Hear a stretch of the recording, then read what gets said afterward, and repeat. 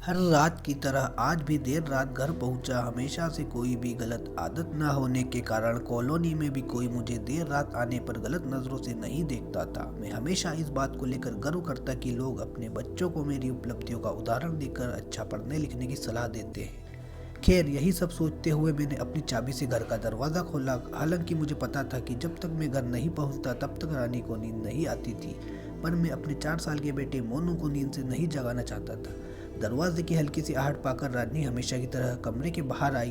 तब तक मैं मुँह हाथ धोने बाथरूम की तरफ जा चुका था और हमेशा की तरह रानी खाना गर्म करने किचन में चली गई। हर रोज़ ऐसा ही होता था। सुबह घर से निकलने के बाद हमारी मुलाकात रात को खाने पर ही होती थी। रानी को इस तरह की जीवन शैली से कोई प्रॉब्लम नहीं थी। एक हाई क्लास सोसाइटी में अपनी साख बनाने के लिए हर किसी को इस हद तक की मेहनत करनी पड़ती थी। मोनू सो गया। खाना खाते हुए मैंने रानी से पूछा, हाँ, काफ़ी देर से आपका इंतज़ार कर रहा था, लेकिन फिर इंतज़ार करते करते ही सो गया। रानी ने शिकायत भरे लफ्ज़ों से कहा, लेकिन हर बार की तरह मैंने मुस्कुराकर बात को टाल दिया। अगली सुबह रात को देर से सोने के कारण हर रोज़ मैं सुबह देर से ही उठता था, लेकिन जब तक मैं उठता तब तक मोनू स्कूल चला जाता। मोनू की हमेशा शिकायत रहती कि मैं उसे कभी भी बाहर घुमाने नहीं ले जाता और शायद इसी बात को लेकर वो मुझसे नाराज़ भी था। हमेशा की तरह मैंने उठकर रानी को आवाज़ लगाई और बाथरूम में घुस गया। थोड़ी देर में ही रानी नहाने के लिए गर्म पानी ले आई। तुम नहीं होती तो मेरा क्या होता, यही घिसटते डायलॉग मैंने दिया और रानी मुस्कुराकर चली गई।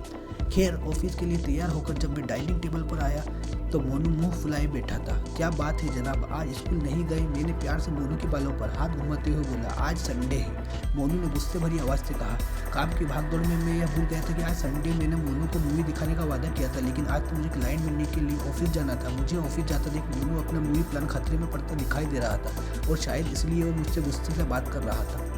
पापा, आप 1 घंटे के कितने पैसे कमा लेते हो? अचानक मोनू ने पूछा। मोनू ने पहले कभी इस रवैये से मुझसे बात नहीं की थी। शायद गुस्से में उसने ऐसा कह दिया। लगभग 1000 रुपये। मैंने कहा, क्या आप मुझे 500 रुपये उधार दे सकते हो? मोनू ने कहा। मैंने कहा, तुम्हें पैसे क्यों चाहिए? उसने कहा, मुझे चाहिए। खैर, मैंने मोनू को 500 रुपये दे दिए। मोनू उठा और अंदर से अपनी गुल्लक ले आया। मोनू ने अपनी गुल्लक से 500 रुपये निकाल कर 1000 रुपये मेरे हाथ में दे दिए और कहा, क्या आप कल मुझे आपका 1 घंटा दे सकते हैं? मुझे आपके साथ बैठकर खाना खाना है। बहुत बिगाड़ रखा है तुम्हारी मम्मी ने। ऐसा कहकर मोनू पर मैंने गुस्से से मोनू को एक थप्पड़ लगाते हुए कहा।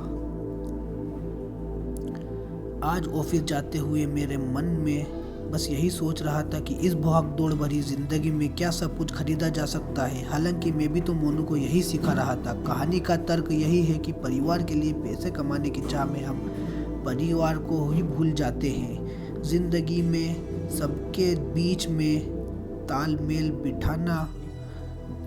बिठाकर चलना ही समझदारी है।